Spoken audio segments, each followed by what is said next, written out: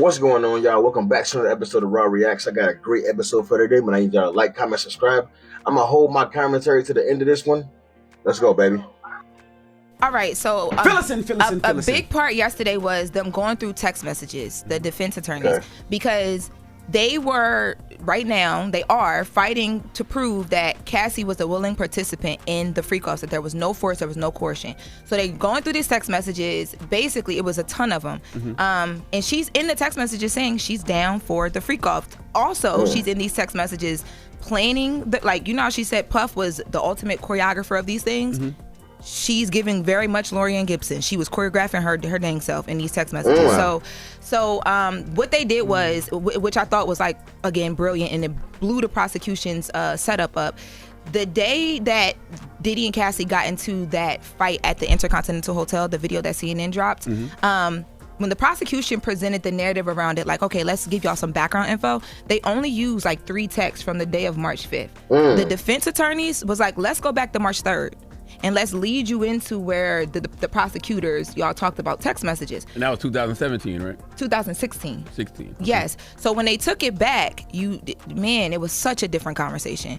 And I don't understand why the prosecution wouldn't have included this and got ahead of that. So in the text messages, Cassie and Diddy are having a conversation days leading in, and you know, they're like sexting, and a lot of the explicit text messages they wouldn't read in court. So I don't know exactly what she was saying, but they were sexting a bit. She sent, I believe it was 4 or 5 sexual text messages. Like, she's initiating that. Puff is really on some like, I'm proud of you, because she did have that big movie premiere coming up. So he's like, yo, I'm proud of you. You got this weekend coming up. They talking about like accessories for her outfit.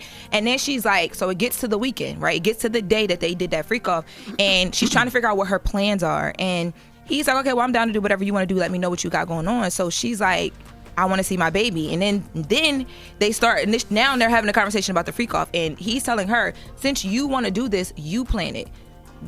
Call the guy from the male escort service they were using, Cowboys or something like that, and get who you want. You set up how this one is going to go. He even said to her in text messages, like, if you want, we can sit back and just watch. Like, we don't have to even participate. And they asked her, but they was like, okay, so what does that mean? Like, sit back and just watch. There were also text messages from another so that created a whole different narrative around that, right? But there were also text messages. Remember, she talked about being forced to do it on her period and stuff like that. There was text messages where she mentioned being on her period, and he didn't force her to do anything on her period. He kind of like backed off of it. He was like, okay, bet, like, cool. The text messages that they showed yesterday in court, that whole force, that coercion thing, it blew that up. No, I listen, I'm just being objective here, right? Diddy's legal team has already conceded to some aspects of his conduct. Yes, 100%. So they're just trying to say, in regards to Cassie, it wasn't coercion, it was consensual. Yes. Correct. Now, those text messages go all the way back to 2009. Yes. Right? And then, they even before, they had like 2007, I think, in some text. Okay, so the ones that are from 2017, all Cassie is going to say is that she said whatever needed to be said, because if she didn't comply, he would beat her up or be violent to her. She already admitted that she loved him. Yep. She said she also was afraid of him. That's typical in an abusive relationship. 100%. So like that, when you like, no, I don't believe that blows up the prosecution. The only thing that I will say back to that, because I said the same thing too, because also that's like that text thread is from like 3 days out of a 10-year relationship, right? So there has to be way more. We know there's way more because we've seen the evidence of him being physical, I disagree. right? It shows that she was involved and that she wasn't being forced.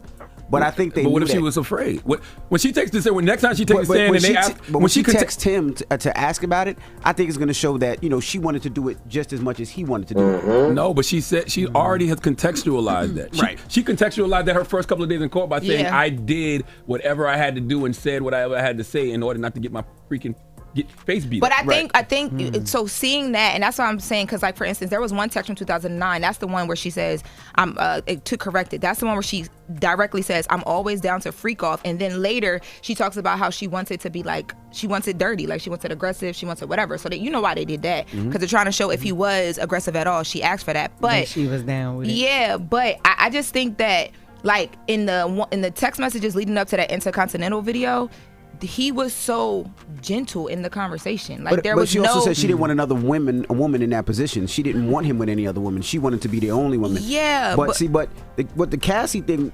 I don't think it's going to be as explosive as Dawn.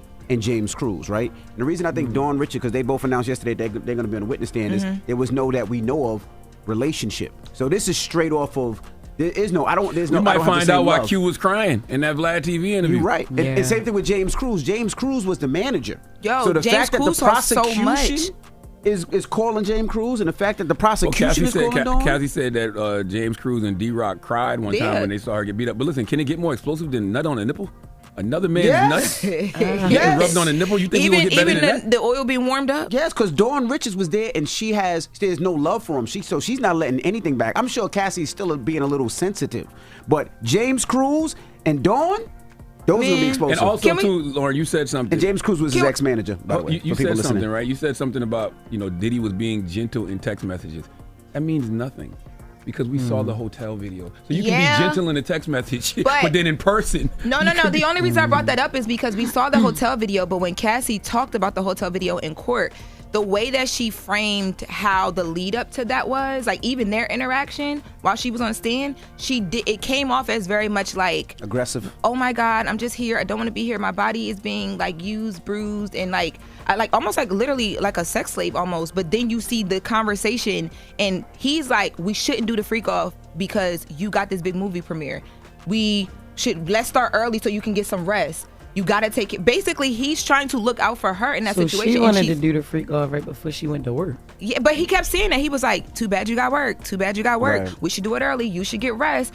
But her narrative was completely different. Even though we saw that video, it just makes you think like, I'm confused, because they also brought in basically, what's your motive? Is it vengeance? Because they read another text about Kim Porter. Cassie was upset that she never got to spend holidays with Diddy, and Kim Porter did. And it was apparent that she felt the way about the woman Gina, which is what broke up their relationship. Michael B. Jordan got some strays in here. It was revealed that... So they had a meeting with Kid Cudi before they blew up a car, allegedly? They went to dinner with Kid Cudi. Puff sat them both down and wanted to have a conversation about the relationship. They brought that up yesterday because she made it seem like he sat them down because he's big bag Puff trying to scare him. Defense said no, he sat y'all down because he introduced y'all. He felt the way about that. He put you in the studio with him, and then you go grab a burner phone and start dealing with him. Of course he gonna sit y'all down. Did Kid Cudi say in that meeting, "Well, why you burning my car"? No, the car thing hadn't happened yet. He said, "What about my car?" Because I think Cassie had kind of warned him. Like he said this is gonna happen, and Puff was like, "I don't know what you're talking about. What car?" I guarantee you today, all the prosecution is gonna say, they're gonna ask Cassie questions, and Cassie's gonna say she told Diddy whatever she needed to tell him because she was afraid. 100%. That's I guarantee. 100%. I just wanted to keep him that happy. Would be the way to go anyway. That would be the most sensible thing to say. Yeah. I just wanted to keep him happy because I was afraid. If she already said if I didn't do what he wanted me to do, he'd beat me up and all types of other stuff. So, do y'all feel like in wrapping this up, question for the room? Yeah, I completely disagree with Charlamagne the God, and no disrespect to him, but this does not blow. This definitely blows up the prosecutor's case. I'm not saying a complete case, but it pokes holes directly in the narrative that they're trying to paint. And I'm not at all here trying to defend Diddy. I think Diddy is cooked, barbecued, grilled, baked. It's over with. Fried. It's over with. But for us to sit up here and act as if Cassie was a victim of all this and she never one time was complicit and participating, I can't buy that. I can't buy that narrative at all. I think when the getting was good and she was getting whatever she wanted, she was willing to stay and willing to put up with a lot of things. And there's obvious proof that she saved all these text messages and stuff showing that she actually wanted to do these things. So you can't sit up there and make it seem like she was coerced, like she was forced. Like we can't do that, man. And I've said this since the beginning. You're in a relationship with this guy for 10, 11 years. You're telling me that you couldn't get away? Well, yeah, we've seen a hotel video. I posted the hotel video of her getting kicked and all that and getting beat up. And that was horrible to watch. I have no sympathy for men that do that to women at all. Like, at all. But we all have something called free will. We have free will. And that means being able to get up and leave the situation that you're in. And maybe it would have been hard. Maybe it would have taken some time. Maybe she wouldn't have had the lifestyle that she had. But that's what it had to have taken. Because obviously she got away eventually.